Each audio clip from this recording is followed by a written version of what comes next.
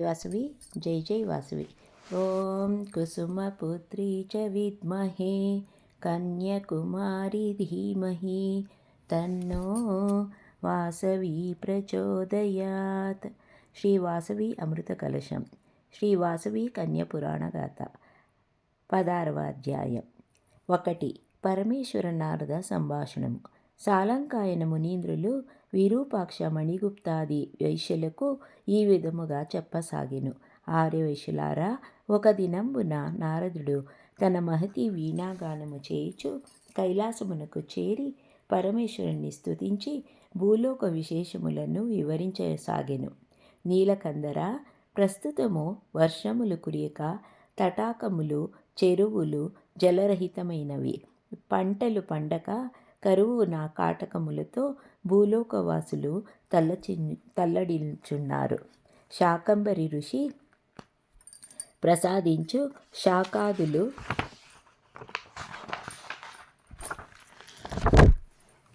శాకాదులు కందమూలములను తిని ప్రజలు బ్రతుకుచున్నారు. యజ్ఞయాగ క్రతు పూజలు జరగడం లేదు.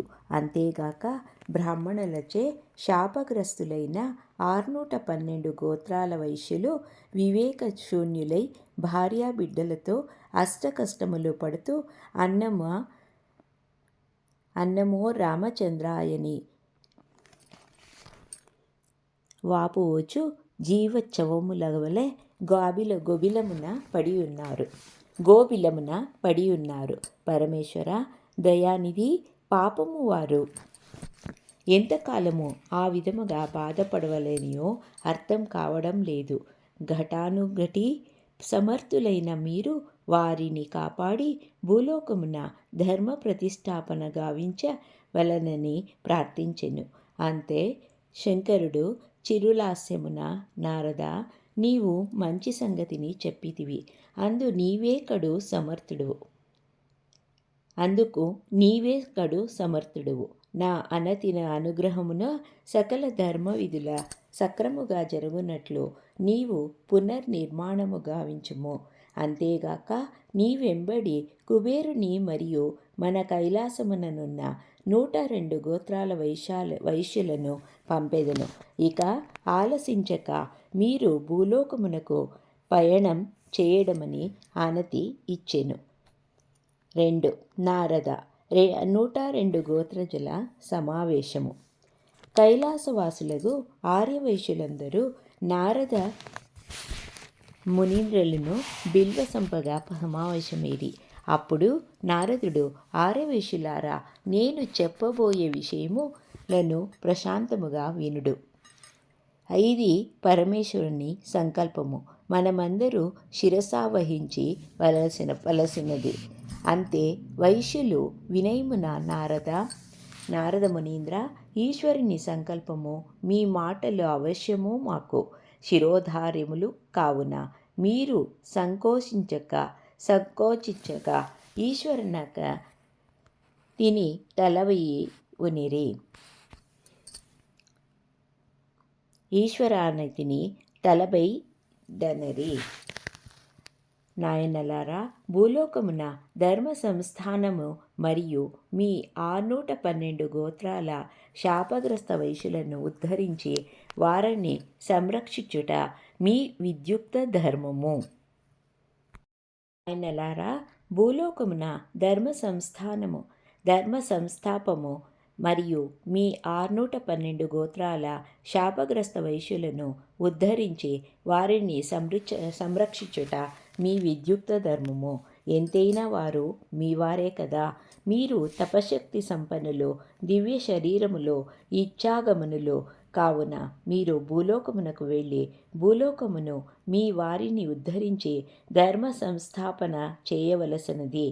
ఈ విషయమునందు నేను కుబేరుల వారి మీ వెన్నంటి ఉండి సహాయ సహకారములు అందించగలను. ఇది ఈశ్వరుని సంకల్పము అని వచించెను. అప్పుడు వైశ్యులు, మునీంద్ర, భూలోకమునకు వెళ్ళుటకు మాకు ఇష్టం లేదు. అట్లా ఈశ్వరాజ్ఞ మీరుటకు మనస్సు లేదు. ఈశ్వరోచ్చాను సారముగా మనమందరము భూలోకమునకు వెళ్ళి కార్యమును సాధించి కాని వత్తుము. మమ్ములను ఆశీర్వదింపుమనిరి. నారదుడు శుభమస్తమని దీవించెను. కుబేరుడు వైశ్యులందరినీ పుష్పక విమానమున భూలోకమునకు చేర్చెను. 3. 102 గోత్రజ వైశ్యుల భూలోక సంచారము. ఈ విధముగా 102 గోత్రజ వైశ్యులు భూలోకమునకు సర్వ ప్రాంతములందు సంచారములు గావించిరి. అక్కడి దారుణ పరిస్థితులను చూచి ఆశ్చర్యావేదనలో పొందిరి. గోబిలవంతయు జలశూన్యమై పంటలు లేక నిర్వీర్యమై బిటలు బారి ఉండెను. 612 గోత్రాల వైశ్యులు వెర్రివాండ్ల వలె తిరుగుచు ఆహారము దొరకక ఆకటిని అల్లాడుచుండిరి. వారిని చూడగానే 102 గోత్రజ వైశ్యులు హృదయములు ద్రవించెను. అంతేగాక 612 గోత్రాల వైశ్యులు వీరిని గాంచి పరమానందముతో పరుగున వచ్చి వారిని కౌగిలించుకుని విలపించుచు తమ కష్టములను వివరించిరి. అంతే 102 గోత్రాల వైశ్యులు వారిని ఆప్యాయముతో ఓదార్చి వారికి అభయము నొసంగిరి. ఆత్మీయులారా, మీరు అనుభవించుచున్న కష్టములు బాపు నిమిత్తము పరమేశ్వరుడు పంపగా మేము కైలాసము నుండి మీ ఆపదలు తీర్చే వచ్చితిమి అనెరు. అంతేగాక వారికి తమ దివ్య తపోశక్తిని దారబోసి వారిని జ్ఞానవంతులను గావించిరి. ఇంద్రాది దేవతలను అష్టదిక్పాలకులను ప్రార్థించి వర్షములు కురిపించి చేసి భూలోకము సస్యశ్యామలము గావించిరి. వారికి ధర్మసూత్రములను నీతిశాస్త్రములను పూజలు వ్రతములు జపతపములు వాణిజ్య వ్యవహార రహస్యములను గూర్చి క్షుణ్ణముగా బోధించిరి. అదే విధముగా దేశము నెలుదొక్కులు ప్రజలకు నీతి బోధలు గావించుచు ఒక పుష్కర కాలము పర్యటించి భూలోకమున శివలింగ ప్రతిష్టలు గావించిరి. అంతే 612 గోత్రజ వైశ్యుల వారల పరోపకారములను ధర్మబుద్ధిని త్యాగశీలతను శ్లాఘించుచు వారిని స్తుతించిరి. అంతే 102 గోత్రాల వైశ్యుల వారిని దీవించిరి. తదుపరి వారు కుబేర నారద మునీంద్రులను కలపి కైలాసమున పరమేశ్వరునికి దర్శించి విషయములను వివరించిరి.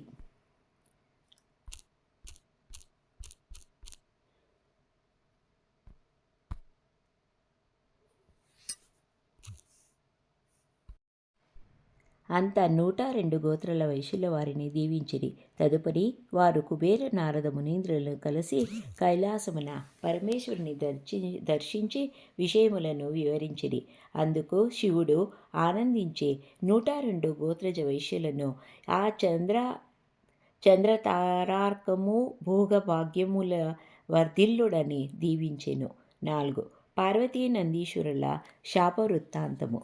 ఒకనాడు కైలాసమున పార్వతీ పరమేశ్వరులు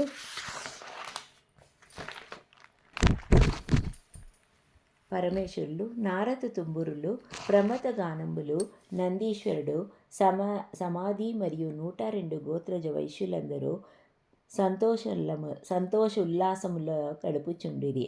అప్పుడు నందీశ్వరుడు నవరసభరిత సంగీతముతో వివిధ నాట్య భంగ్యములతో మనోజ్ఞముగా నాట్యమాడుతూ నందీశ్వరుడు మైమరచి భాషోద్వేగభరితుడై పార్వతీదేవిని గమనించక పరమేశ్వరునకు మాత్రమే ప్రదక్షిణము గావించెను. అందుకు పార్వతి కోపించి నందీశ్వరుని భూలోకమున మానవునిగా జన్మించుమని క్షపించెను. అంత నంది క్రుద్ధుడై ఆవేశమున పార్వతీ నీవును అటులనే జన్మింతువుగాక అని ప్రతిశపించెను. అట్లు వారి శాప ప్రతిశాపములను విని పరమేశ్వరుడు సభికులందరూ ఆశ్చర్యపడిరి.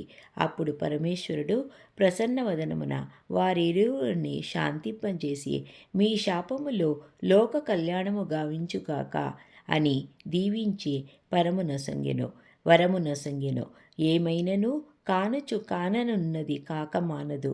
మీరు భూలోకమున కొంతకాలము నివసించవలసి ఉన్నది. చూచితిరా, ఇదంతయు ఆ పరాశక్తి లీలా సంకల్పము. ఆ శక్తి ముందు మనమందరము నిమిత్త మాత్రమే. ఓ సమాధి, భృగు మహర్షి శాపమున నీవును, గంధర్వుని శాపమున 102 గోత్రజ వైశ్యులు అవశ్యం అనుభవింప భూలోకమున జన్మించవలసిన సమయము ఆసన్నమైనది. కావున మీరందరూ ఈ విషయమున జాగు చేయక సిద్ధము కండమని సభను ముగించెను. 5. పరమేశ్వరుడు వైశ్యులకు భవిష్యత్తును వివరించుట. పరమేశ్వరుని అనతి ప్రకారము ఒక శుభదినమున వైశ్యులు సకుటుంబములతో పరమేశ్వరుని దర్శించి, ఇక మేము వెళ్ళి వస్తుమని కడుదీనముగా అడిగిరి. అంతే పరమేశ్వరుడు చిరునవ్వుత, ఆర్యవైశ్యులారా, మీరు అనవసరముగా దిగులు చెందుచున్నారు. భూలోకమున మీరు మీ పుణ్య విశేషమున వలన ఆనందమును అనుభవింపచున్నారు. బ్రాహ్మణ, క్షత్రియ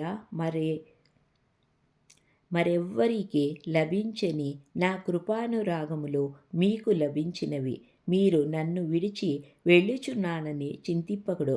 భూలోకమున మీరు నివసించు బృహద్గతి అంటే పెనుగొండ పట్టణము అపర కైలాసము వలె నుండను.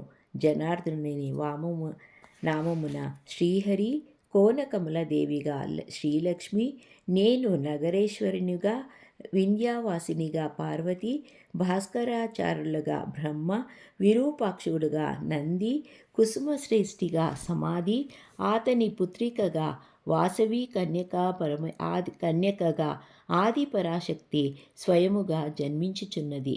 వాసవి కన్యక త్వరలో మీ శాపములను బాపి మీ స్వస్థానములకు చేర్చి ముక్తిని ప్రసాదింపన్నదని జరగబోవు భవిష్యత్తుని వివరించి వారిని ఆశీర్వదించెను. ఓం తత్సత్. 16వ అధ్యాయం సంపూర్ణం. జై వాసవి, జై జై వాసవి.